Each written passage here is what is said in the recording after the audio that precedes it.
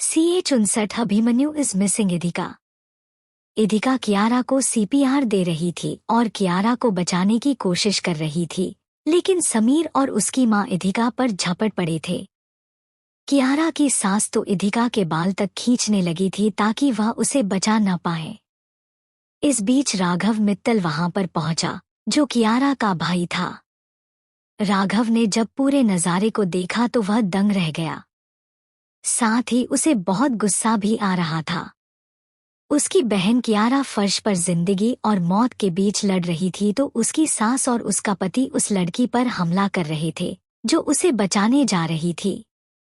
मैं तुम्हें छोड़ूंगी नहीं लड़की, तुम्हें सबक सिखाऊंगी, तभी तुम्हें अक्ल आएगी कि दूसरों के मामलों में टांग नहीं अड़ाते हैं, कियारा की सास इधिका के बाल खींचते हुए बोली।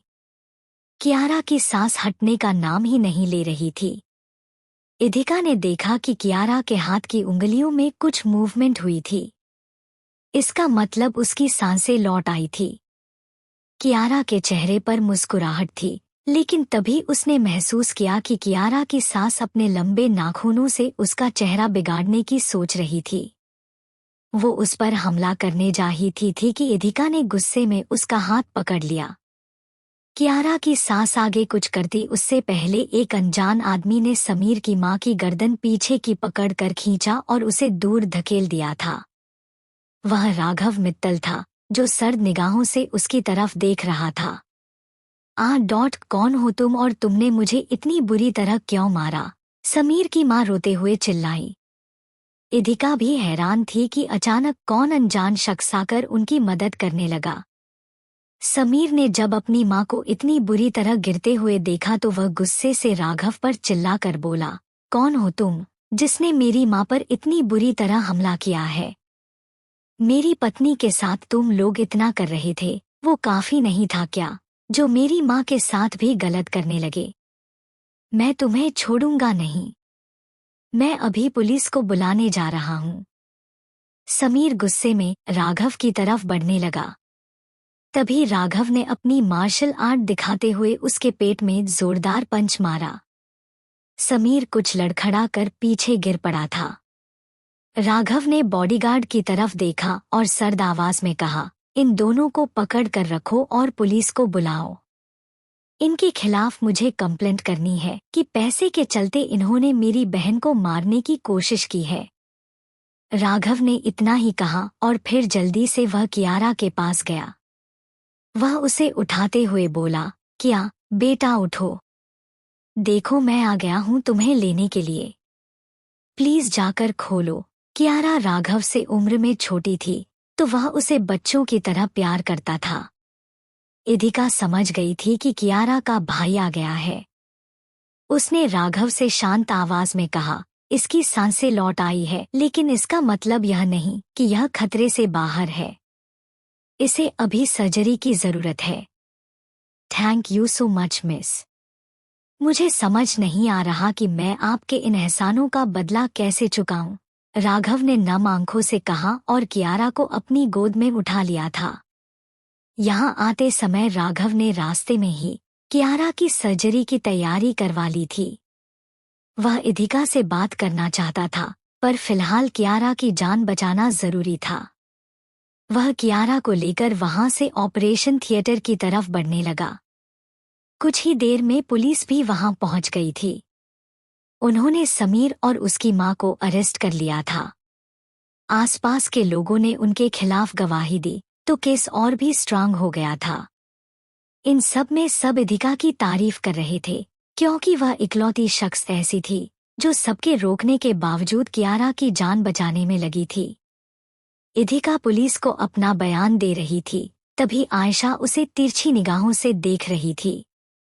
वह मन ही मन बोली, इसने फिर से सारा क्रेडिट खुद ही ले लिया। उसका भाई जो भी था, उसे देखकर साफ पता चल रहा था कि वह बहुत अमीर आदमी है। मुझे पहले पता होता तो उस बेवकूफ लड़की के भाई को मैं ही कॉल कर लेती। ये लड़की हमेशा हीरोइन बन जाती है। आयशा को इधिका पर गुस्सा आ रहा था, साथ ही खुद पर भी। आयशा इधिका के पास गई और पूरे घमंड से बोली, मानना पड़ेगा इशिका, तुम कितनी शातिर हो। जब तुमने उसके भाई से बात की तब तुम्हें पता चल गया कि वह एक अमीर आदमी है, तभी तुमने उसका साथ दिया, पर अफसोस उसने तुम्हें भाव तक नहीं दिया। तुमने उसकी बहन की जान बचाई पर उसने तुम्हें ठीक से थैंक यू भी नहीं कहा। अब समझ आ गया होगा तुम्हारी औकात क्या है। आयशा ने इधिका के जवाब का इंतजार भी नहीं किया और राधिका के कमरे की तरफ जाने लगी। वही इधिका उसे गुस्से से देख रही थी। वह धीरे से बोली, मुझे नफरत है इस लड़की से। इसे हमेशा खुद का फायदा ही क्यों दिखाई देता है। मुझे कॉल पर कैसे पता चल सकता है कि उसका भाई अमीर था या गरीब। कहानी को तोड़-मोड़ कर पेश करना कोई इससे सीखे। राघव कियारा को सर्जरी के लिए ले गया था। वह इतना जल्दबाजी में था कि इधिका से ठीक से बात नहीं कर पाया था। इस बात को इधिका अच्छे से समझती थी। इधिका वहां से जाने को हुई, तभी उसने अपने सिर पर हाथ रखा तो उसे भयंकर दर्द उठा। समीर की मां ने उसके बालों को बुरी तरह से खींचा था कि अब तक उसे दर्द हो रहा था। मुझे थोड़ी देर आराम करना होगा, इधिका ने मन ही मन कहा और फिर अपने बालों को सही करने लगी। उसने आकर्ष को एक मैसेज छोड़ा और वहां से वसुधा के पास जाने के बजाय अपने घर चली गई। वहीं दूसरी तरफ आकर्ष ऊपर वसुधा के साथ था।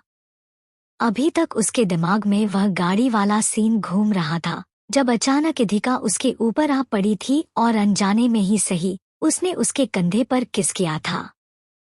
वह सब सोचते हुए आकर्ष का दिल जोरों से धड़क रहा था। उसका चेहरा लाल होने लगा था। उसने खुद के इमोशंस को कंट्रोल किया और दरवाजे की तरफ देखा। इधिका अभी तक आई नहीं थी। आकर्ष मन ही मन बोला, कहीं ऐसा तो नहीं कि उसे इस बात की शर्मिंदगी हो रही है कि उसने मुझे किस किया। इधिका के वहां न आने पर आकर्ष बेचैन हो रहा था। वह उसे कॉल करने जा रहा था, तभी उसे इधिका का मैसेज मिला। इधिका ने लिखा था, मिस्टर राजवंश, मुझे कोई जरूरी काम याद आ गया है, मुझे घर जाना होगा। हम कल मिलते हैं। इधिका आज रात वहां नहीं आ रही थी। यह सोचकर आकर्ष ने राहत की सांस ली। वैसे भी उस मोमेंट के बाद वह इधिका से नजरें चुरा रहा था। अगले ही पल आकर्ष फिर से बेचैन हो गया। वह मन ही मन बोला, इतना भी क्या जरूरी काम था जो जाना पड़ा। रात को भी काम करती रहती है क्या। ये रूम कितना कंफर्टेबल है, यहाँ आकर अपना काम नहीं कर सकती थी क्या। अब आकर्ष को इधिका पर गुस्सा आने लगा क्योंकि वह वहां पर नहीं आई थी। वहीं दूसरी तरफ इधिका अपने घर पर पहुंची। जाते ही सबसे पहले उसने अपना हेयर वॉश किया और फिर अपने बालों में मसाज करने लगी। अजीब बेवकूफ औरत थी, अपनी ही बहू को मारने पर तुली थी, ऊपर से उसका बस चलता तो मेरे बालों को जड़ से उखाड़ देती। थैंक गॉड मिस्टर राजवंश वहां पर नहीं थे, वरना वो मुझे उन बिखरे हुए बालों में देखते तो पक्का मुझ पर बहुत हंसते। लेकिन वो तो हंसते ही नहीं है, एनी टाइम सीरियस बनकर रहते हैं। इधिका भी कहीं ना कहीं आकर्ष को मिस कर रही थी। इधिका ने कुछ देर मसाज की तो उसे बेहतर लगने लगा। फिर उसने लैपटॉप निकाला और अपना काम करके सो गई। अगली सुबह इधिका ऑफिस गई तो वह रोहन से टकरा गई थी। पिछले कई दिनों से वह सोया नहीं था तो उसके डार्क सर्कल हो गए थे, लेकिन उसे देखकर लग रहा था कि कल रात उसने अच्छी नींद ली थी। उसका चेहरा थोड़ा फ्रेश लग रहा था और डार्क सर्कल भी कम हो गए थे। इधिका उसे इग्नोर करके ऊपर जाने वाली थी, तभी रोहन उसके पास आकर बोला, पता है कल रात में अकेले घर गया था और तुम्हें आकर्ष ने ड्रॉप किया था। वो इंसान किसी से बात भी नहीं करता और उसने तुम्हें घर तक छोड़ा था। काफी अजीब बिहेव कर रहा था ना वो। अच्छा हुआ आज तुम उसके साथ ऑफिस नहीं आई, वरना मैं तुमसे बात नहीं कर पाता। वैसे तुम दोनों साथ में क्यों आते जाते हो, कुछ चल रहा है तुम दोनों के बीच। रोहन के सवाल जवाब फिर से शुरू हो गए थे। इधिका ने उसकी बातों की तरफ ध्यान नहीं दिया। वैसे भी वह गलत कहाँ कह रहा था, आजकल इधिका आकर्ष के साथ ही आती जाती थी। वो दोनों साथ ऊपर जाने लगे। इधिका को चुप देखकर रोहन वापस बोला, अब मुझे समझ आया कि कल रात आकर्ष का मूड खराब क्यों था। तुम्हें पता है कल वो एक डील करने के लिए गया था। सब कुछ बिल्कुल फिक्स था, लेकिन फिर भी जिस इंसान के साथ उसका कॉन्ट्रैक्ट होने वाला था उसके साइन नहीं हो पाए थे, क्योंकि उन दोनों में बनती नहीं है। कुछ तो नाम था उसका। रोहन कुछ सोचते हुए बोला, हाँ याद आया, उसका नाम राघव मित्तल था। राघव मित्तल और आकर्ष के बीच में रिलेशन अच्छे नहीं है। दोनों साथ काम करना नहीं चाहते होंगे, पर करना पड़ रहा है। ये सोचकर ही दोनों काफी गुस्से में होंगे। बस तभी आकर्ष ने वैसा बिहेव किया। रोहन के मुंह से राघव मित्तल का नाम सुनकर इधिका चौंक गई। कल रात कियारा का भाई उससे मिलने आया था, उसका नाम भी राघव मित्तल ही था। इधिका मन ही मन बोली, ओह तो वो राघव मित्तल था। आकर्ष को वहां होना चाहिए था। अगर वो वहां होता तो राघव से मिल लेता और शायद दोनों के रिलेशन कुछ ठीक हो जाते। इस वजह से शायद कल आकर्ष गुस्से में होगा और तभी सच में अजीब बिहेव कर रहा था। इधिका ने आगे इस बारे में नहीं सोचा और रोहन के साथ काम करने के लिए चली गई। वहीं दूसरी तरफ कियारा की सर्जरी सक्सेसफुल हुई थी। राघव के बाद में उसके माता पिता भी उससे मिलने के लिए आए थे। उन्हें देखकर कियारा बहुत रोई थी। राघव ने कियारा से पूछा, अच्छा कियारा बच्चे, वो लड़की कौन थी जिसने कल तुम्हारी हेल्प की थी? आज उसी की वजह से तुम जिंदा हो, तो मुझे उससे मिलना था। मैं उसे ठीक से थैंक यू तक नहीं कहा पाया। भाई मुझे खुद उसका नाम याद नहीं है। मैं भी उससे मिलना चाहती हूँ। उसने मुझे नई जिंदगी और मेरी फैमिली दी है, कियारा ने बिल्कुल धीमी आवाज में कहा। कोई बात नहीं, मैं उसे तुम्हारे लिए जरूर ढूंढ कर लाऊंगा। मुझे पता है तुम उससे मिलना चाहती होगी और मुझे भी मिलना है। तुम आराम करो, मैं आता हूँ। मुझे किसी काम से राजवंश एम्पायर जाना होगा, राघव ने प्यार से कहा और फिर बाहर आ गया। वह खुद इधिका को ढूंढना चाहता था। वह उनके लिए किसी मसीहा से कम नहीं थी। राघव इधिका के बारे में याद करने की कोशिश कर रहा था। वह राजवंश एम्पायर पहुंचा, तभी उसकी नजर लिफ्ट की तरफ गई, जहां इधिका खड़ी लिफ्ट के आने का इंतजार कर रही थी। उसे इधिका को पहचानने में दिक्कत हो रही थी, क्योंकि कल कियारा की सास ने इधिका के बालों को इतनी बुरी तरह बिगाड़ दिया था और वह ठीक से उसका चेहरा भी नहीं देख पाया था। आगे जानने के लिए सुनते रहिए my mysterious doctor merchant with story की दुनिया channel. CH60 pressurised Idhika. Raghav Idhika के बारे में याद करने की कोशिश कर रहा था। उसे इधिका को कियारा की जान बचाने के बदले में थैंक यू कहना था। जब वह राजवंश एम्पायर पहुंचा तो अचानक उसकी नजर लिफ्ट की तरफ गई, जहां इधिका खड़ी लिफ्ट के आने का इंतजार कर रही थी। उसे इधिका को पहचानने में दिक्कत हो रही थी, क्योंकि कल कियारा की सास ने इधिका के बालों को इतनी बुरी तरह बिगाड़ दिया था और वह ठीक से उसका चेहरा भी नहीं देख पाया था। ऐसे लग रहा है जैसे वो वही लड़की है, पास से देखूंगा तो पहचान जाऊंगा, राघव ने धीरे से कहा और अपने कदम इधिका की तरफ बढ़ा दिए। जैसे ही राघव इधिका के पास पहुंचा, अचानक लिफ्ट बंद हो गई। रोहन और इधिका लिफ्ट के अंदर वहां से R&D डिपार्टमेंट जा चुके थे। राघव ने अफसोस भरे लहजे में कहा, इतने पास आकर भी दूर चली गई। खैर, कोई बात नहीं। जब कल उसने कॉल किया था तो उसके नंबर मेरे पास आ गए थे। मीटिंग खत्म करने के बाद मैं उससे मिल ही लूंगा। इधिका ने एक बार भी राघव की तरफ नहीं देखा।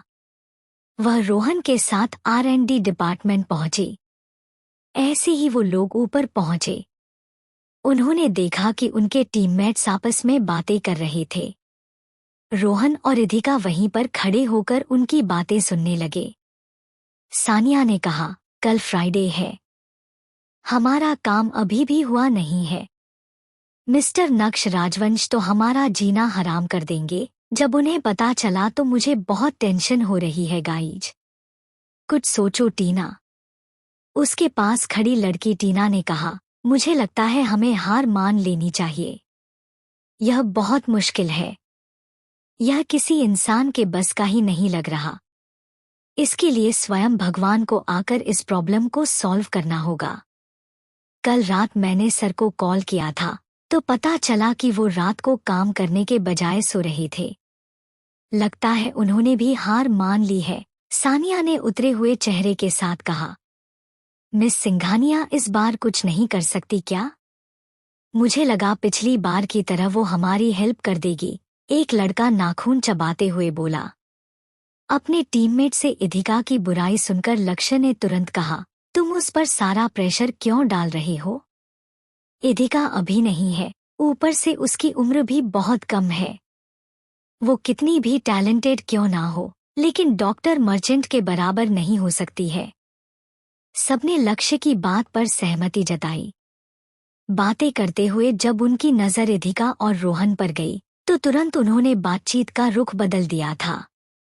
सानिया उठी और मुस्कुराते हुए रोहन के पास आते हुए बोली, सर मैंने सुना था कल रात आप उस इवेंट में गए थे। वहाँ डॉक्टर मर्चेंट भी आए थे क्या? क्या आपकी उनसे कोई मुलाकात हुई? नहीं, वो नहीं आए थे और वो इस तरह की पार्टी में नहीं जाते हैं। अगर जाते तो लोग उन्हें घेर कर बुरी तरह खड़े हो जाते हैं। उन्हें लाइमलाइट पसंद नहीं है, रोहन ने आईज रोल करके कहा। तो फिर मिस्टर दिशांक राठौर तो जरूर आए होंगे। क्या उनसे पता चला कि वो कौन सी रिसर्च कर रही हैं? उनमें से किसी और ने पूछा। हाँ, वो आए थे, लेकिन उनसे कुछ ठीक तरीके से बात नहीं हुई, रोहन ने जवाब दिया। फिर उसकी नज़र इधिका पर पड़ी तो उसे कल रात दिशांक और इधिका का रिश्ता याद आ गया। वो उसे तिरछी निगाहों से देखते हुए बोला, हाँ, लेकिन आप लोग चाहे तो मिस सिंघानिया से पूछ सकते हो, उनका मिस्टर दिशांक राठौर के साथ खास रिश्ता है। हर कोई हैरानी से इधिका की तरफ देखने लगा। सानिया ने तुरंत पूछा, तुम दिशांक राठौर को जानती हो, इसका मतलब डॉक्टर मर्चेंट से भी मिली होगी ना तुम? सब उम्मीद भरी नजरों से इधिका की तरफ देखने लगे। उनमें से एक बोला, मिस सिंघानिया, क्या आप हमें डॉक्टर मर्चेंट से मिलवाएगी? इधिका ने उन सबके चेहरों की तरफ देखा जिन पर एक उम्मीद थी।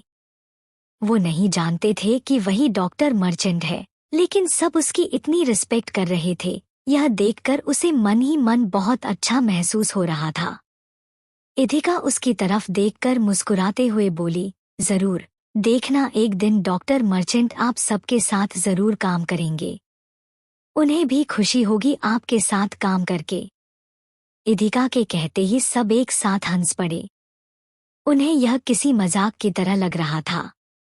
सानिया ने कहा, मुझे तो इस तरह का सपना भी नहीं आता क्योंकि सपने भी मैं अपनी औकात में देखती हूँ। सानिया के बाद टीना बोली, सही कह रही हो तुम। काम करना तो बहुत आगे की बात है। मैं एक बार उनसे मिल लूंगी, मेरे लिए वही काफी होगा। अरे उनका गाइडेंस मिल जाए, यही हमारे लिए बड़ी बात है। बाकी अगर वह हमारे साथ काम करेंगे तो यह हमारी खुशकिस्मती होगी, लक्ष्य ने जवाब दिया। वह सब आपस में काफी खुश होकर बातें कर रहे थे जब तक कि रोहन ने उन्हें डांटना नहीं शुरू किया। वह उन पर चिल्लाकर बोला, अब क्या तुम लोग मेरे चिल्लाने पर ही काम करोगे? बहुत बातें हो गई है। पता है ना, अभी तक कुछ नहीं हुआ है। हम इस तरह बिना कोशिश किए हार नहीं मान सकते हैं। चलो सब काम पर लगो। रोहन के कहने पर सब अपने अपने काम पर जाने लगे। उनमें इधिका भी थी। इधिका अपने लैपटॉप के साथ कुछ ही कदम आगे पहुंची थी कि रोहन उसके पीछे आकर बोला, तुम्हें खुद पर इतना प्रेशर लेने की जरूरत नहीं है। प्रोजेक्ट काफी मुश्किल है और यह हमारे सीनियर्स जानते हैं। हम भले ही कामयाब ना हो पाए लेकिन हमारे सीनियर से नक्श के सामने हमें डिमोटिवेट नहीं होने देंगे। चिंता मत करो, सब हो जाएगा। इधिका ने मुस्कुराते हुए काफी कॉन्फिडेंटली कहा। इधिका जब रोहन से बात कर रही थी तब नक्श उन्हें दरवाजे पर खड़ा होकर देख रहा था। इधिका की मुस्कुराहट और कॉन्फिडेंस देखकर उसे कॉलेज के दिनों की याद आ गई। जब भी वह उसके साथ होती थी तब नक्श को कभी डिमोटिवेट फील नहीं हुआ। वह हमेशा उसकी मदद करती थी। उसकी जूनियर होने के बावजूद वह काफी इंटेलिजेंट थी। नक्श को कहीं ना कहीं बुरा लगने लगा था। इधिका जैसी नॉर्मल इंसान इतनी हाई लेवल की प्रॉब्लम सुलझाने में लगी हुई थी। इससे कहीं ना कहीं उसका आत्मविश्वास डगमगाने लगा था और उसने तुरंत आयशा को कॉल किया। इस वक्त आयशा ही थी जो डॉक्टर मर्चेंट के जरिए उसकी प्रॉब्लम सुलझा सकती थी। CA-61 इधिका पहुंची आकर्ष के पास। नक्श ने उन सबको जो प्रोजेक्ट दिया था उसकी डेडलाइन पूरी होने में सिर्फ एक ही दिन बचा था। नक्श ने इधिका को रोहन से बातें करते हुए सुना। जब उसने ये कहा कि उसे परेशान होने की जरूरत नहीं है, वो इस प्रोजेक्ट को संभाल लेगी। उसकी बातें सुनकर नक्श परेशान हो गया था क्योंकि उसे डॉक्टर मर्चेंट की तरफ से अभी तक अपनी प्रॉब्लम्स का सॉल्यूशन नहीं मिला था।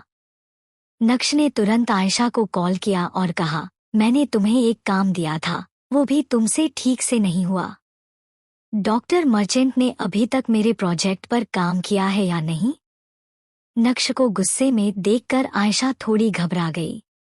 उसने गहरी सांस ली और खुद को सामान्य करके कहा, मैंने तुम्हें बताया तो था, वो इंडिया में नहीं है।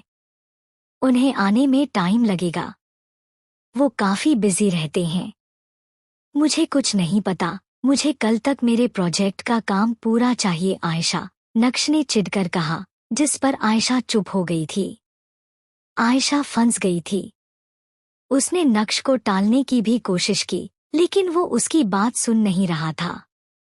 आयशा के चुप होने पर नक्श ने कहा, अगर तुमने मेरी प्रॉब्लम को सॉल्व नहीं किया तो मुझसे पहले रोहन और इधिका मिलकर अपनी टीम के साथ इस काम को पहले पूरा कर लेंगे। इससे मेरी बहुत इंसल्ट होगी। नक्श की बातें सुनकर आयशा ने घबरा कर कहा, ठीक है, मैं उनसे बात करती हूँ और बोलती हूँ कि वो जल्द से जल्द तुम्हारे प्रोजेक्ट को पहले पूरा करें। आयशा की आवाज से उसकी घबराहट को नक्श ने भांप लिया था। नक्श ने सीरियस टोन में कहा, आयशा, कहीं ऐसा तो नहीं कि तुम मुझसे झूठ बोल रही हो? बिल्कुल नहीं नक्श, मैं तुमसे झूठ क्यों बोलूंगी? तुम कॉल कट करो, मैं अभी डॉक्टर मर्चेंट से बात करती हूँ, आयशा ने जल्दी से कहा और फिर कॉल कट कर दिया था। नक्श से बात करने के बाद वो बुरी तरह घबरा गई थी। पिछले कई दिनों से वो राधिका के ईमेल से डॉक्टर मर्चेंट को मैसेजेस कर रही थी। हर बार उसे यही जवाब मिला था कि वो एक बिजनेस मीटिंग पर है और उन्हें परेशान ना किया जाए। आयशा परेशानी में नाखून चबाते हुए बोली, मैं कल तक नक्श को उसके प्रोजेक्ट पर काम करवा कर नहीं दे पाऊंगी। पहले ही मेरी वजह से उसे शेयर्स नहीं मिल रही हैं और अब इतना बड़ा नुकसान। कहीं इसके बाद वो सगाई तोड़ तो नहीं देगा? सगाई टूटने के ख्याल से ही आयशा घबरा कर बोली, नहीं, वो मेरे साथ ऐसा नहीं कर सकता है। मुझे कोई और रास्ता निकालना होगा नक्श का दिल जीतने के लिए। अचानक आयशा के दिमाग में कुछ सूझा और वो जल्दी से राधिका के पास गई। राधिका के पास आते ही सीधे सीधे बोली, मॉम, क्या आप दिल्ली के मित्तल फैमिली को जानती हैं? नक्श को उनसे कांटेक्ट करना है। राधिका ने पिछले कई दिनों में काफी रिकवर कर लिया था। कल ही उसे डिस्चार्ज मिलने वाला था। टाइम पास करने के लिए वो एक किताब पढ़ रही थी। जैसे ही राधिका ने आयशा की बात सुनी, गुस्से से उसकी मुट्ठियां कस गई थी। राधिका ने खुद को सख्त किया और बिना आयशा की तरफ देखे कहा, नहीं, मैं उन्हें नहीं जानती हूँ। उसने साफ तौर पर मना कर दिया था। उनके मना करने के बावजूद भी आयशा के चेहरे पर तिरछी मुस्कुराहट थी। उसने राधिका के चेहरे के एक्सप्रेशंस और उसके हाथों की तरफ देखा तो वो समझ गई थी कि राधिका मित्तल फैमिली को जानती है, लेकिन वो आयशा को उनसे मिलवाना नहीं चाहती थी। आयशा ने गहरी सांस ली और मन ही मन कहा, ये औरत कितनी स्वार्थी है और मेरी माँ कहलाने के लायक भी नहीं है। मालविका आंटी बचपन से ही मुझे कितना प्यार करती थी। मुझे अच्छी लाइफ मिले, इसके लिए उन्होंने मुझे खुद से दूर तक कर दिया था। अब ये तो मेरी हेल्प करने से रही, तो मुझे ही कुछ सोचना होगा। आयशा काफी घबराई हुई थी और इस परेशानी से निकलने का रास्ता ढूंढ रही थी। वहीं दूसरी तरफ राजवंश एम्पायर में उस प्रोजेक्ट पर इधिका अकेले काम नहीं कर रही थी। उसके साथ उसकी पूरी टीम थी और उन्होंने साथ मिलकर उस प्रोजेक्ट पर थोड़ा बहुत काम कर लिया था। बस थोड़ी इम्प्रूवमेंट की जरूरत थी। काम खत्म करते करते शाम हो चुकी थी। इधिका ने अपना लैपटॉप उठाया और घर जाने के लिए पार्किंग एरिया में आई। वो जाकर सीधा आकर्ष की गाड़ी में बैठ गई। इधिका ने नोटिस किया आकर्ष गाड़ी में नहीं था और ना ही पृथ्वी। तभी ड्राइवर ने उससे कहा, मिस्टर राजवंश की एक इम्पॉर्टेंट मीटिंग है। उन्होंने मुझे पहले आपके घर ड्रॉप करने के लिए कहा है। ठीक है, इधिका ने जवाब में इतना ही कहा। उसने इस तरफ ध्यान भी नहीं दिया कि आकर्ष कहाँ कौन सी मीटिंग में हो सकता है। वो वसुधा के साथ थी। पूरी रात आकर्ष वहां नहीं आया था। सुबह भी उसकी आकर्ष से कोई मुलाकात नहीं हुई थी और वो अकेली ही ऑफिस पहुंची। इधिका जैसे ही R&D डिपार्टमेंट के अंदर गई, उसे सामने नक्श दिखाई दिया जो कॉफी के कप के साथ था और काफी बेपरवाह दिख रहा था। इधिका को देखते ही नक्श ने तिरछा मुस्कुराते हुए कहा, मैं बस फ्रेंड होने के नाते तुम्हें याद दिलाना चाहता हूँ कि आज आखिरी दिन है।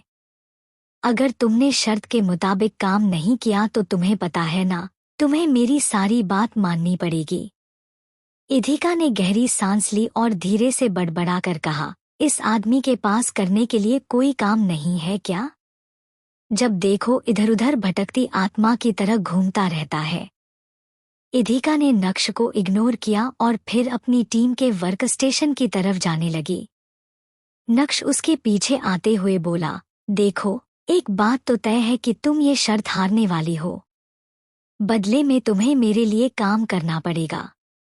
यकीन मानो, तुमने मेरे साथ जितना भी बुरा बर्ताव किया है, मैं वो सब भूल जाऊंगा और तुम्हारी डॉक्टर मर्चेंट से एक मुलाकात तो जरूर करवाऊंगा। इधिका नक्श की बात सुनकर मन ही मन हंसी और उसकी तरफ देखकर बोली, उसकी कोई जरूरत नहीं है। इधिका के इनकार करने पर नक्श फिर से भड़क गया था। वो बोला, मुझे अच्छे से पता है कि तुम इतना हवा में क्यों उड़ रही हो। तुम्हारे दिशांक राठौर के साथ अच्छे रिश्ते हैं, तो तुम्हें ये लगता है कि वो तुम्हारी मुलाकात डॉक्टर मर्चेंट से करवा देगा।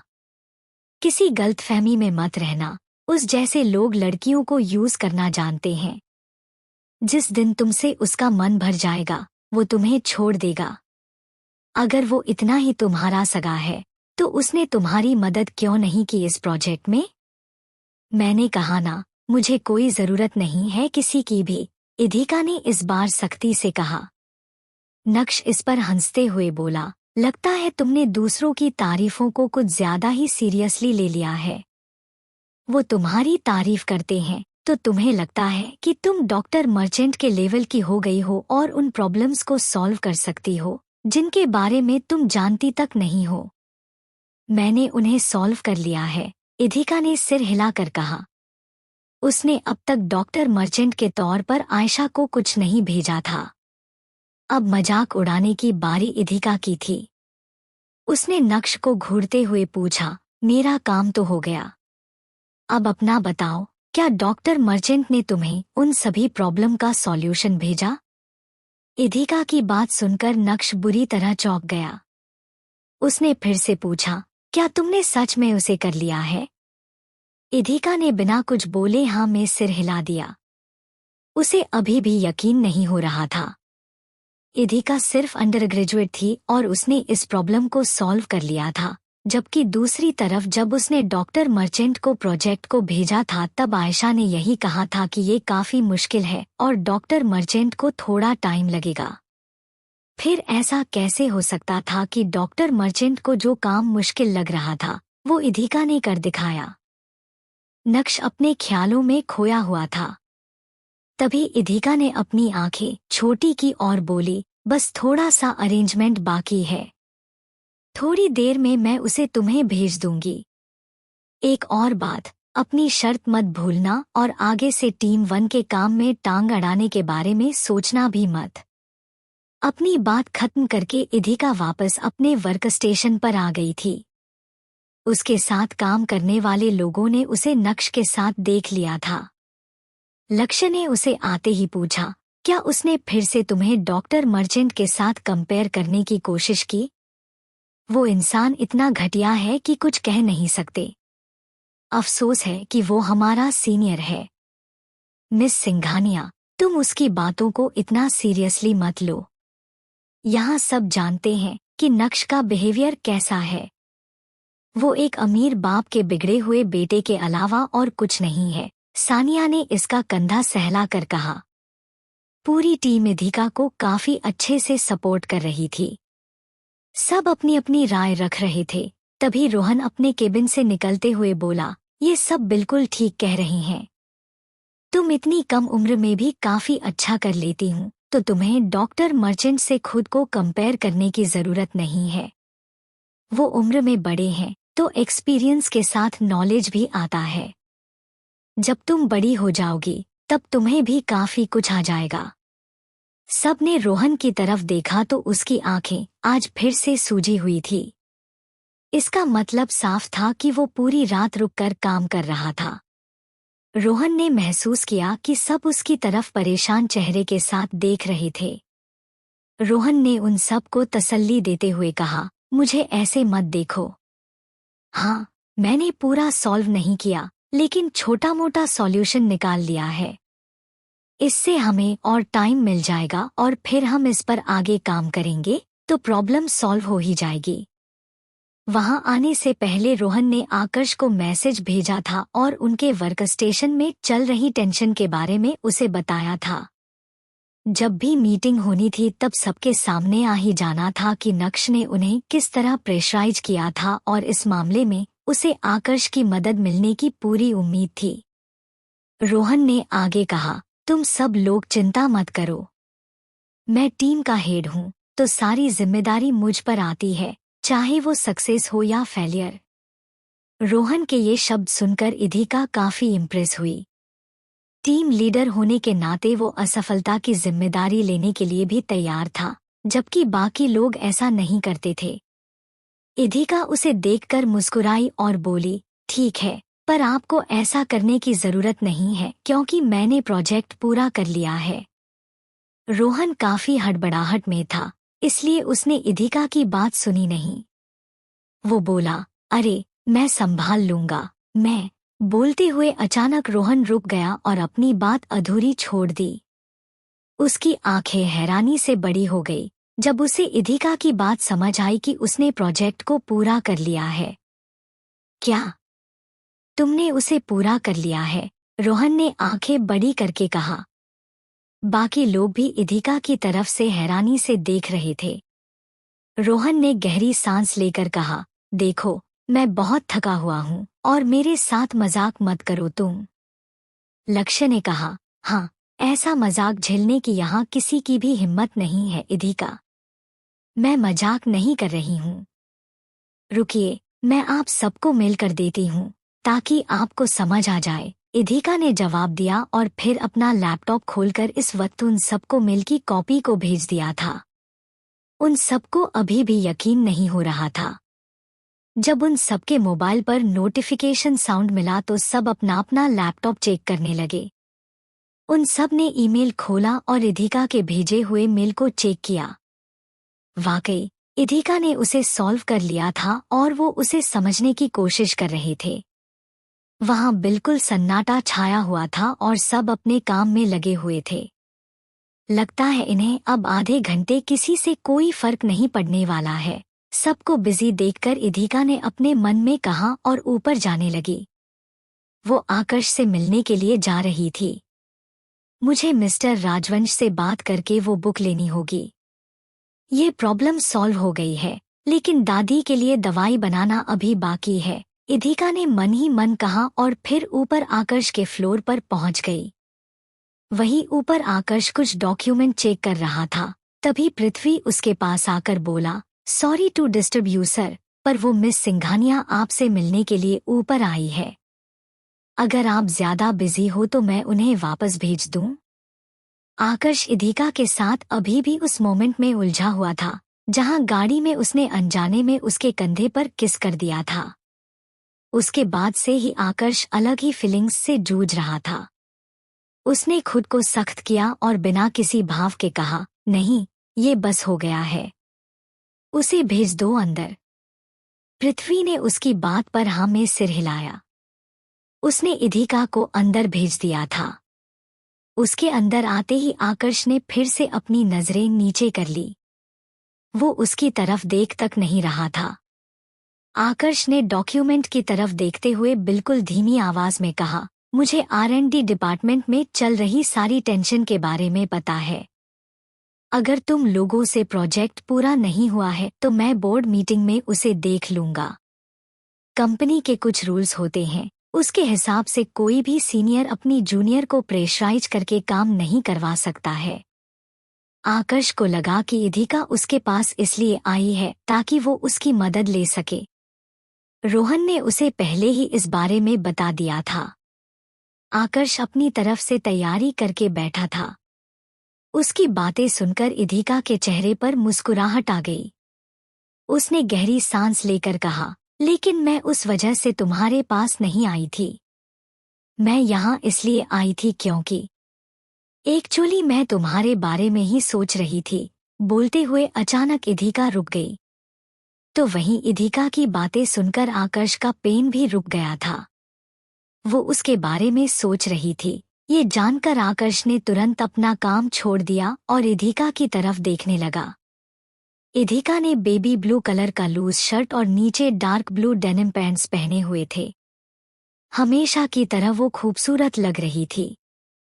इधिका की बातें सुनकर आकर्ष के दिल की धड़कनें तेज हो रही थी। जल्दबाजी में उसने डॉक्यूमेंट पर साइन करने के बजाय उसे खराब तक कर दिया था। CH62 तुम एक चोर हो इधिका सिंघानिया। इधिका आकर्ष से मिलने के लिए उसके फ्लोर पर गई थी। आकर्ष अपने काम में लगा हुआ था। जब इधिका ने यह कहा कि वह उसे याद कर रही थी, यह सुनते ही आकर्ष ने अपना सारा काम छोड़ दिया और उम्मीद भरी निगाहों से इधिका को देखने लगा। इधिका कुछ पल रुकी और बोली, मैं वो तुम्हारी किताब के बारे में सोच रही थी। मुझे वो चाहिए। क्या वो मुझे मिल सकती है? इधिका की बात सुनकर आकर्ष बिल्कुल चुप हो गया था। उसने गहरी सांस ली और डेस्क पर रखी किताब उठाकर इधिका को दे दी थी। आकर्ष ने इधिका की तरफ देखकर धीरे से बड़बड़ाकर कहा, बात के बीच में ऐसे पोज लेना जरूरी होता है क्या? सीधे सीधे पूरी लाइन नहीं बोल सकती थी क्या?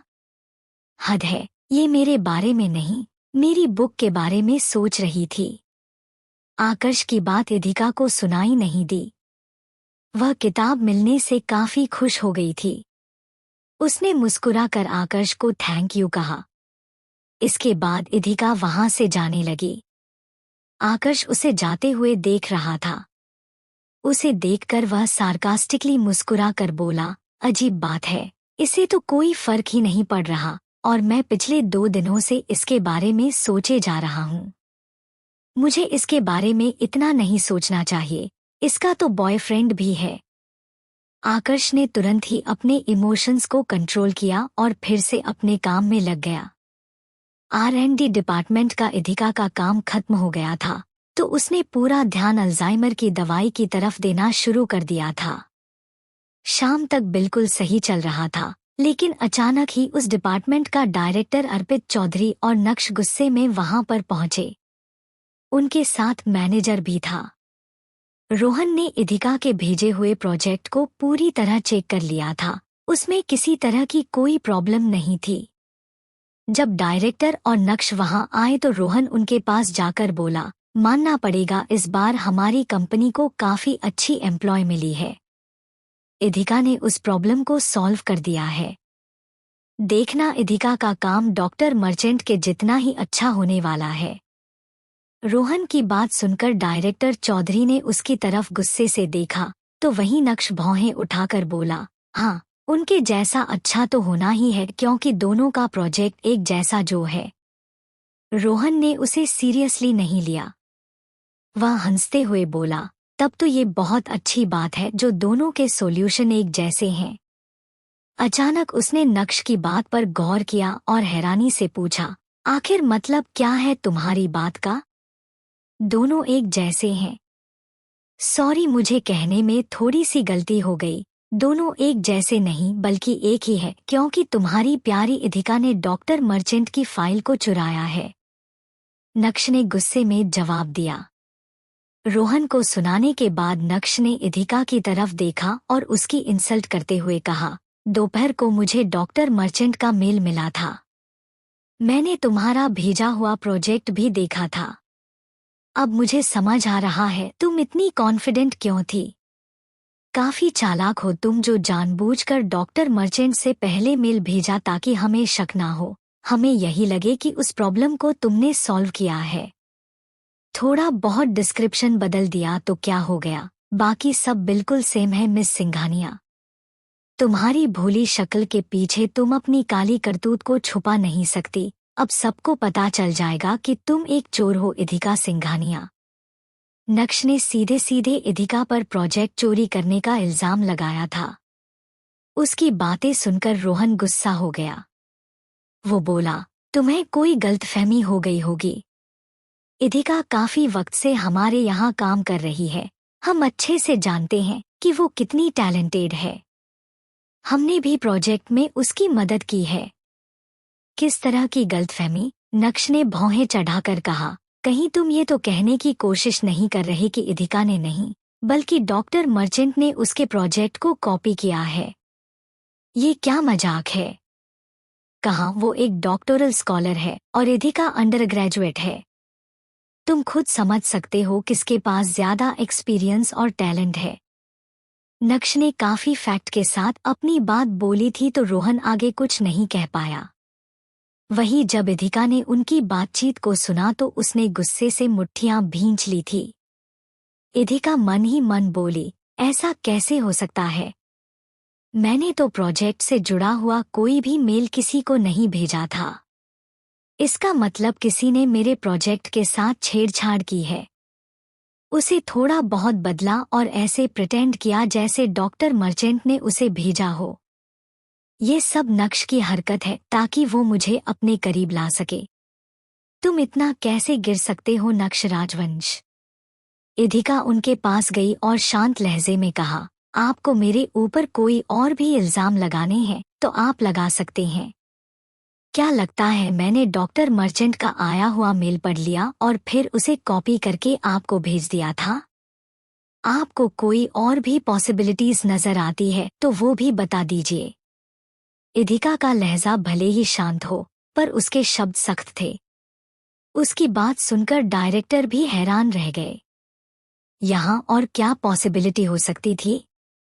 नक्श इस मामले को जाने नहीं देना चाहता था। वो इधिका से सख्ती से बोला, बहाने बनाना बंद करो इधिका सिंघानिया। अभी भी मौका है। अपनी गलती को एक्सेप्ट करो और उसकी सजा भुगत लो। अगर सामने से आकर तुमने गलती को एक्सेप्ट की तो आई विल मेक श्योर कि तुम्हें ज्यादा सजा ना मिले। रोहन इधिका को फंसने नहीं देना चाहता था। वो इधिका से बोला, इधिका तुम मुझे बताओ कि तुम्हें और कौन सी पॉसिबिलिटीज नजर आ रही है। क्या कुछ गलत हो रहा है यहाँ? इधिका ने नक्श की तरफ देखकर कहा, ये मुझे बदनाम कर रहा है। डॉक्टर मर्चेंट का प्रोजेक्ट इस तक कभी नहीं पहुंच सकता। इधिका उन्हें खुलकर नहीं बता पा रही थी कि उसने कभी नक्श को प्रोजेक्ट भेजा ही नहीं था। फिर वो कैसे ये दावा कर रहा था कि उसे डॉक्टर मर्चेंट की तरफ से प्रोजेक्ट कंप्लीट करके मिला था। रोहन ने नक्श को गुस्से से घूरा। नक्श ने हंसकर कहा, कॉलेज में जब साथ थे तब लगा नहीं था कि तुम इतनी बेशर्म हो। एक तो चोरी कर रही हो, ऊपर से मुझ पर इल्जाम लगा रही हो कि मैंने डॉक्टर मर्चेंट को राजवंश एम्पायर के लिए हायर ही नहीं किया था। यही कहना चाहती हो ना तुम? तभी तुमने ये कहा कि डॉक्टर मर्चेंट कभी मुझे प्रोजेक्ट नहीं भेजेंगे। मैं तुम्हारी तरह हवा में बातें नहीं करता। मेरे पास सबूत है और वो मैं तुम्हें दिखा दूंगा। कैसे सबूत? रोहन ने पूछा। नक्श ने तुरंत अपना मोबाइल निकाला और रोहन को कुछ दिखाते हुए बोला, ये देखो, ये मुझे आयशा ने कल शाम ही भेज दिया था। आयशा किसी वजह से बिजी थी, इस वजह से उसे देर हो गई थी। देखा जाए तो डॉक्टर मर्चेंट ने प्रोजेक्ट पहले पूरा किया था, बस मैं ही उसे सबमिट नहीं कर पाया। अब इससे साफ हो गया कि इधिका ने डॉक्टर मर्चेंट के प्रोजेक्ट को चुराया है और उसे अपना बताकर सबके सामने पेश कर दिया। इधिका समझ गई थी कि इन सब के पीछे असली अपराधी नक्श नहीं बल्कि आयशा थी। नक्श ने आगे कहा, फिर भी तुम्हें यकीन नहीं हो रहा है तो मेरे पास एक ऐसा एविडेंस है जो साबित कर देगा कि मैं सच बोल रहा हूँ और तुम्हारी ये टैलेंटेड एम्प्लॉय झूठ। इधिका ये सोच रही थी कि आखिर ये सब हुआ कैसे। फिर उसे याद आया कि कल शाम जब वो राधिका से मिलने पहुंची तो उसे चेकअप के लिए ले जाना था। आयशा के पेट में दर्द हो रहा था इसलिए वो आराम कर रही थी। इधिका उन्हें चेकअप के लिए लेकर गई थी। इस बीच उसका लैपटॉप वहीं पर रह गया था। सब समझ आते ही इधिका के चेहरे पर गुस्से के भाव थे। वो मन ही मन बोली, आयशा को मेरे लैपटॉप का पासवर्ड कैसे पता चला? इधिका को शांत देखकर नक्श फिर से चिल्लाकर बोला, अब कुछ नहीं है ना तुम्हारे पास कहने को? होगा भी कैसे? तुम्हारी चोर जो पकड़ी गई है। बस बहुत हो गया। अभी पुलिस को बुलाओ और इसे अरेस्ट करवाओ। इसने डॉक्टर मर्चेंट का प्रोजेक्ट चुराया है। अगर ये न्यूज़ उन तक पहुंची तो वो हमारे साथ कभी काम नहीं करेंगे। कंपनी को इतना नुकसान होगा, ऊपर से हमारी इमेज भी खराब होगी। उनके साथ मैनेजर भी था। उसने पूरा मामला सुना तो वो बोला, पुलिस को इन्वॉल्व करना सही नहीं होगा। अगर न्यूज़ बाहर गई तो कंपनी को बहुत नुकसान होगा। ऐसा करते हैं, सारे सबूत के साथ फैसला बोर्ड के ऊपर छोड़ देते हैं। आज फ्राइडे है तो 2 दिन की छुट्टी रहेगी। पूरे सबूत देखने के बाद मंडे को बोर्ड अपना फैसला ले लेगा और फिर हम देखेंगे कि इस मामले को पुलिस तक ले जाना है या कुछ और करना है। नक्श को भी इससे कोई प्रॉब्लम नहीं थी। आखिर उसे भी कंपनी की रेपुटेशन प्यारी थी। वो इधिका के पास गया और बोला, तुम्हारे पास 2 दिन का टाइम है। इन 2 दिनों में अगर तुम्हें जरा सा भी अपनी गलती का एहसास होता है तो मेरे पास आ जाना। मैं इस मामले में कुछ कर सकता हूँ। और अगर तुम्हें अपनी इस जिद पर अड़े रहना है तो अच्छी बात है। मंडे को तुम्हारा डिसीजन हो जाएगा। तब मैं ये भी नहीं सोचूंगा कि पास्ट में हमारे थोड़े बहुत भी अच्छे रिलेशन थे। इधिका को धमकी देने के बाद नक्श उनके साथ चला गया था। उनके जाते ही टीम 1 इधिका को घेर कर खड़ी हो गई थी। उन्हें इधिका के लिए बहुत बुरा लग रहा था। सानिया इधिका के पास आकर बोली, इन सबको कोई मिसअंडरस्टैंडिंग हो गई है। क्या तुमने इस मामले में दिशांक राठौर की हेल्प ली थी? उन्होंने तुम्हें प्रोजेक्ट भेजा था क्या? कोई बात नहीं, ये मिसअंडरस्टैंडिंग जल्द ही दूर हो जाएगी। हम तुम्हें जानते हैं, तुमने चोरी नहीं की है, लक्ष्य ने कहा। इधिका को थोड़ी राहत महसूस हुई। कम से कम उसके काम करने वाले कलीग्स उसे गलत नहीं समझ रहे थे। इधिका ने उन सब की तरफ देखकर धीरे से कहा, तुम सब लोग मेरी चिंता मत करो, मैं अपनी इनोसेंस प्रूफ कर दूंगी। इधिका ने अपने मन में कहा, अगर मैंने अपनी रियल आइडेंटिटी सबके सामने रिवील की तो मैं सच्ची साबित हो जाऊंगी। ये लोग ऐसे मेरी बात पर यकीन नहीं करेंगे क्योंकि पिछली बार जब मैंने रोहन को बताया था तो वो मेरा मजाक उड़ाने लगा था। मैं उन्हें अपने कंपनी के पेटेंट और बाकी सबूत दिखाऊंगी तो ये मान जाएगा, लेकिन दूसरे पेटेंट के चलते मेरी आइडेंटिटी दिशांक यूएस लेकर गया है। आई होप वो मंडे तक लौट आए। इधिका ने एक नज़र अपने साथ काम करने वाले सभी लोगों को सोचा। अचानक उसके चेहरे पर मुस्कुराहट आ गई। ये सोचकर कि जब उन सबके सामने इधिका की सच्चाई आएगी तब उनके चेहरे देखने लायक होंगे। जिस डॉक्टर मर्चेंट के साथ वो काम करने के सपने देख रहे थे, वो पिछले कई दिनों से उसी डॉक्टर मर्चेंट के साथ काम कर रहे थे। ऑफिस टाइम खत्म हो जाने के बाद इधिका पार्किंग एरिया में गई। वहां गाड़ी खड़ी हुई थी। वहां पृथ्वी था, लेकिन आज फिर आकर्ष नहीं आया था। पृथ्वी ने इधिका से कहा, मिस्टर राजवंश मीटिंग में बिजी हैं। मैं आपको घर छोड़ दूंगा। उसकी जरूरत नहीं है। मैं टैक्सी ले लूंगी, इधिका ने जवाब दिया। पृथ्वी ने उसके मना करने के बावजूद कहा, अंदर बैठो, मुझे मिस्टर राजवंश ने तुम्हें घर छोड़ने के लिए कहा है। इधिका ने आगे बहस नहीं की और गाड़ी में जाकर बैठ गई। पृथ्वी भी उनके साथ था।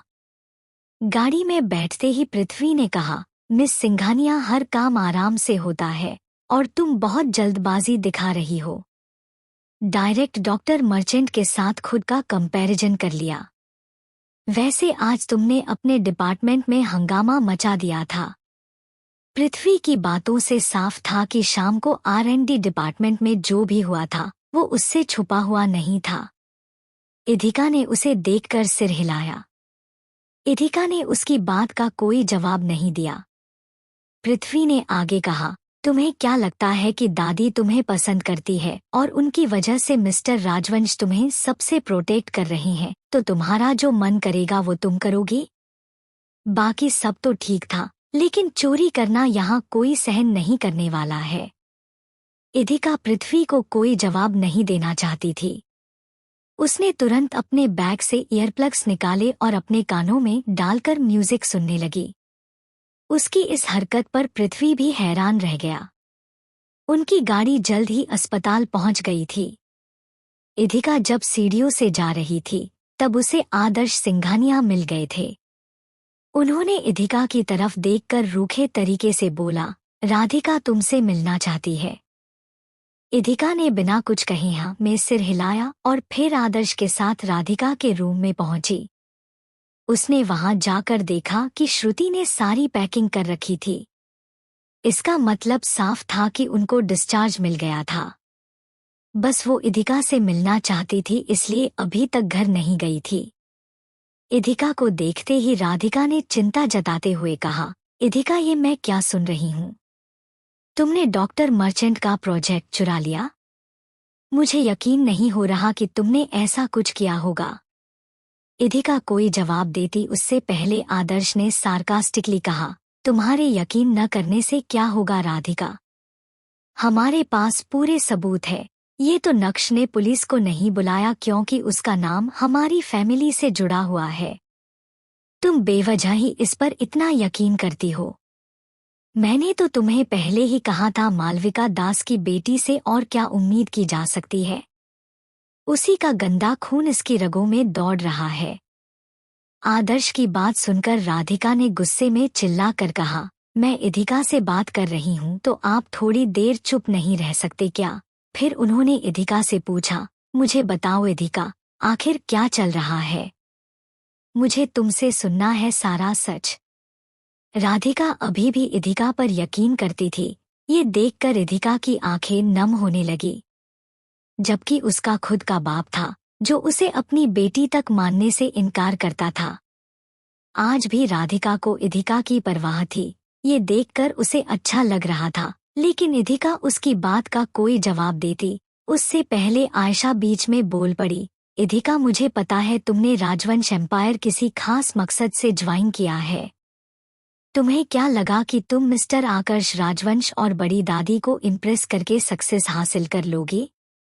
एक बार आकर मुझसे कह देती तो मैं तुम्हें वो प्रोजेक्ट ऐसे ही दे देती। तुम्हें उसे मेरे लैपटॉप से चुराने की क्या जरूरत थी? आयशा ने चोरी की थी और सारा इल्जाम सीधे सीधे इधिका पर डाल दिया था। इस वक्त इधिका का मन कर रहा था कि वो आयशा का मुंह तोड़ दे, और वो उसे कुछ इसी इरादे से देख रही थी। C863 इधिका की असली पहचान। इधिका पर उसी का प्रोजेक्ट चोरी करने का आरोप लगाया जा रहा था। इस वक्त वह हॉस्पिटल आई हुई थी क्योंकि राधिका को डिस्चार्ज मिल रहा था और जाने से पहले वह इधिका से मिलना चाहती थी। राजवंश एम्पायर में जो भी हुआ था उसके बारे में राधिका को पता था, इसलिए उन्होंने इधिका से इस चोरी के बारे में पूछा। आयशा ने इधिका को बोलने का मौका नहीं दिया और उस पर अपने कंप्यूटर से प्रोजेक्ट चोरी करने का आरोप लगा दिया। इधिका के चेहरे पर छोटी सी सार्कास्टिक स्माइल थी। चोरी आयशा ने की थी और अब वह मासूम बनते हुए इधिका को दोषी ठहरा रही थी। इधिका आयशा की ओर बढ़ी और भौहें उठाकर बोली, चलो सबको बता देते हैं, वो कौन है जिसने दूसरों की चीजों को चुराया है? आयशा ने मासूम चेहरा बनाया। वह बोली, मतलब क्या है तुम्हारे कहने का? तुम क्या चाहती हो? मैं यहाँ तुम्हारे झूठ पर पर्दा डालूं? या सबसे ये कहूं कि ये सब एक कोइंसिडेंस था कि तुम्हारा और डॉक्टर मर्चेंट का प्रोजेक्ट गलती से एक जैसा हो गया? इधिका ने उसकी ओर देखकर सख्ती से जवाब में कहा, नहीं, ये कोई कोइंसिडेंस नहीं था, बल्कि तुमने मेरा प्रोजेक्ट चुराया था। इधिका ने आयशा पर आरोप लगाया तो आदर्श गुस्से में पागल हो गया। वह उसकी ओर बढ़ा और उसके बाल पकड़कर खींचते हुए बोला, तुम्हारी हिम्मत कैसे हुई मेरी बेटी पर इल्जाम लगाने की? पहले गलती खुद करो और फिर अपनी बहन पर ही कीचड़ उछाल रही हो तुम, बेशर्म लड़की। राधिका ने आदर्श को इधिका से अलग किया। वह बोली, आदर्श, आप पागल तो नहीं हो गए हैं? आप इधिका पर हाथ उठा रहे हैं। वो बच्ची नहीं रही है। पागल मैं नहीं, ये लड़की हो गई है। तुमने इसकी बात नहीं सुनी, इसकी बातों में घमंड दिखाई दे रहा है। एक अंडर ग्रेजुएट होकर डॉक्टर मर्चेंट से खुद को कंपेयर कर रही है।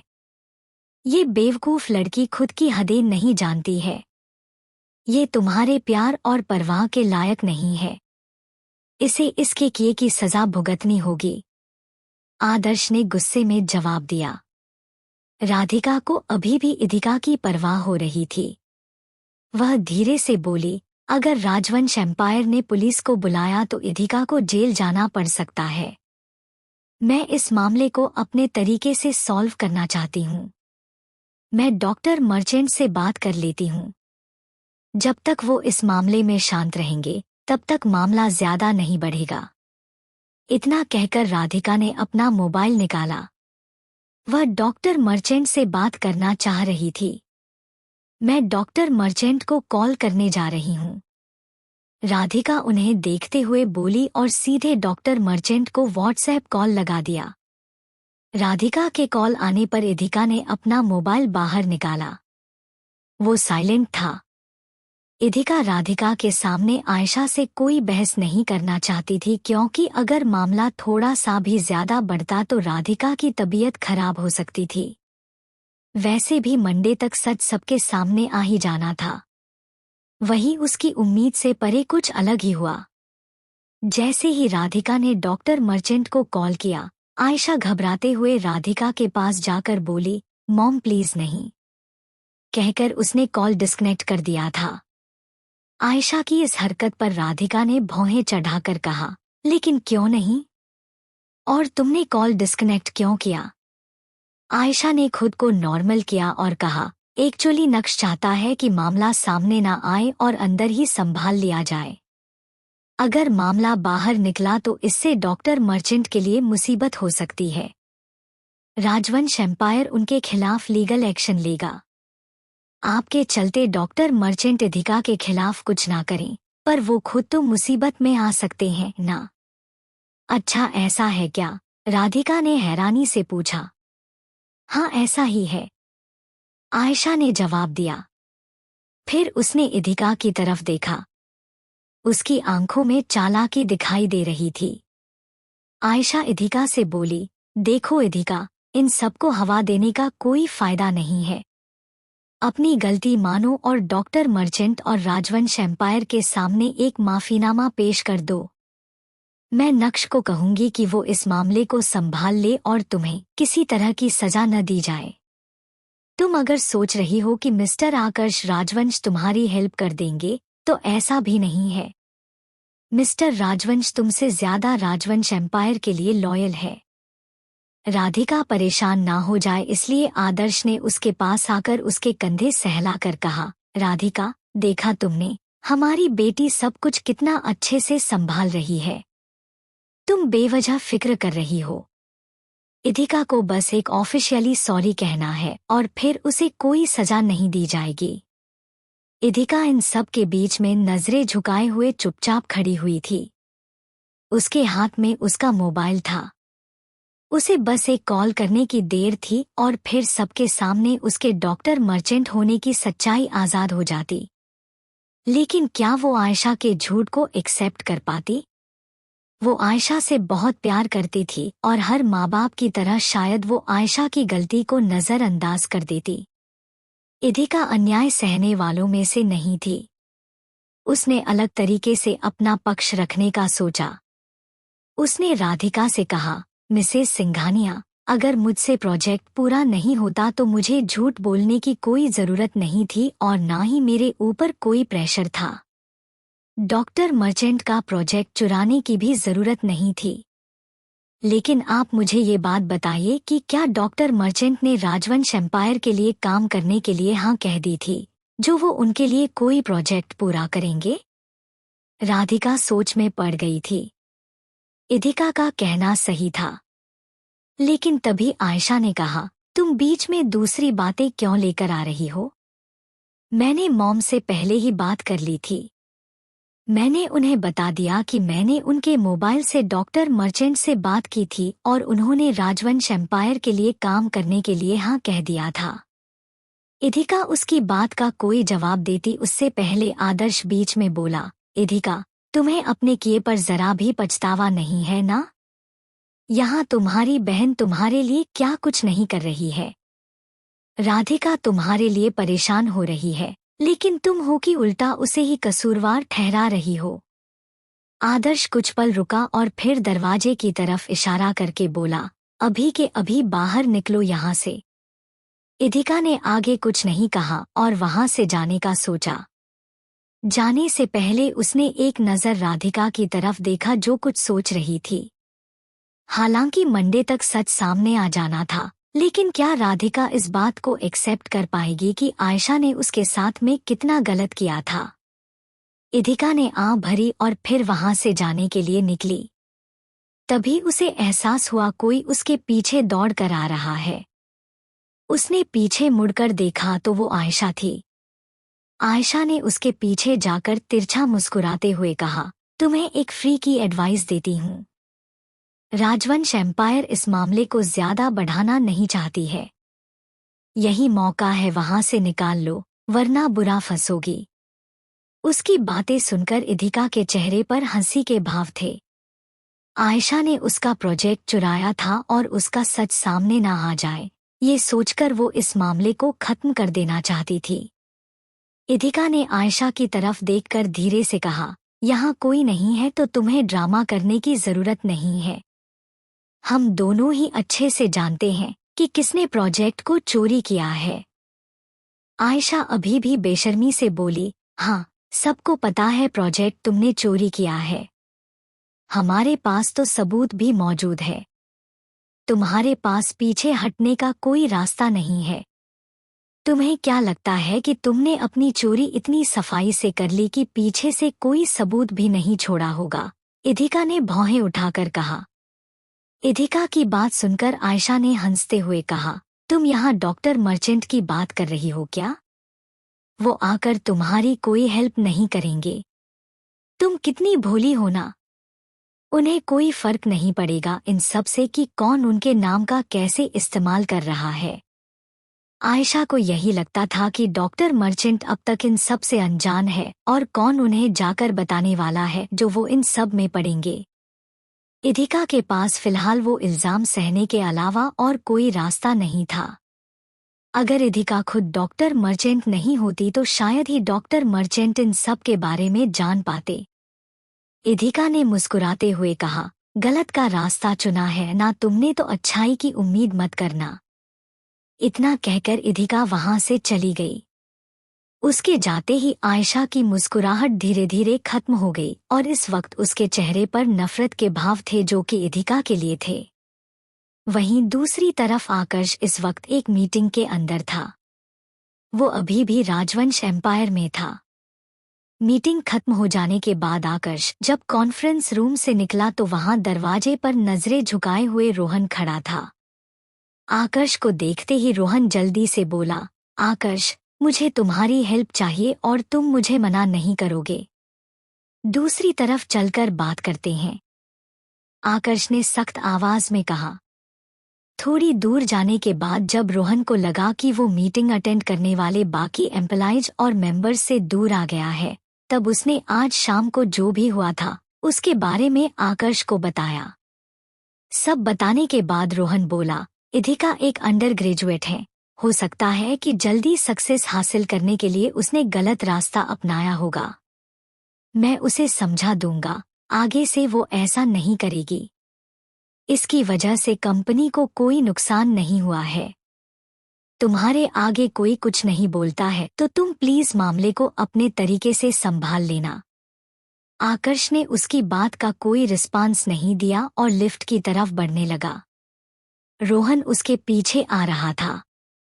रोहन ने प्लीडिंग वे में कहा, मैंने कभी अपने लिए तुमसे हेल्प नहीं मांगी, लेकिन इधिका बहुत टैलेंटेड है। ये उसके करियर की शुरुआत है। प्लीज इस बार थोड़ी सी मदद कर दो। आकर्ष ने सख्त निगाहों से रोहन की तरफ देखकर पूछा, तुम्हें क्या लगता है रोहन, क्या सच में उसने प्रोजेक्ट चुराया है? रोहन को समझ नहीं आ रहा था वो क्या जवाब दे, क्योंकि सारे सबूत इधिका के खिलाफ थे।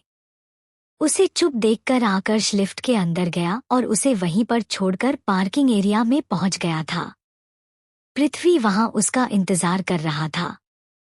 जब आसपास कोई नहीं था तब पृथ्वी ने काफी सावधानी से आकर्ष से पूछा, बॉस, आपको क्या लगता है मिस सिंघानिया ने वो प्रोजेक्ट चुराया है? अगर उसने नहीं चुराया है तो क्या डॉक्टर मर्चेंट ने उसका प्रोजेक्ट चुराया है? आकर्ष ने सर्द निगाहों से पृथ्वी की तरफ देखा और बिना कुछ बोले गाड़ी में जाकर बैठ गया। पृथ्वी अभी भी बाहर था। वो धीरे से बोला, लगता है सर उस पर कुछ ज्यादा ही यकीन करने लगे हैं। तभी उन्हें उसका सच दिखाई नहीं दे रहा है। पृथ्वी गाड़ी के अंदर आया और वो हॉस्पिटल की तरफ बढ़ने लगे। आकर्ष अपने ख्यालों में खोया हुआ था। वो जानता था कि इधिका कभी चोरी नहीं कर सकती और ना ही उसे चोरी करने की जरूरत थी। उसने अपने मन में कहा, एक बात तो तय है कि तुमने किसी का प्रोजेक्ट नहीं चुराया है, पर तुम्हारे पास प्रोजेक्ट था, वो भी डॉक्टर मर्चेंट का, तो क्या दिशांक राठौर ने तुम्हारी मदद की है? तुम अपने बॉयफ्रेंड से शादी करने वाली थी, तो क्या दिशांक वो बॉयफ्रेंड है जिससे तुम शादी करने जा रही थी? आकर्ष अपने ख्यालों में खोया हुआ था। इस बीच वो हॉस्पिटल पहुंच चुके थे। आकर्ष गाड़ी से उतरा और ऊपर जाने लगा। वो मिसेस वसुधा राजवंश के फ्लोर पर पहुंच चुका था। आकर्ष कमरे के अंदर जाता तभी उसने देखा इधिका उसी की तरफ आ रही थी।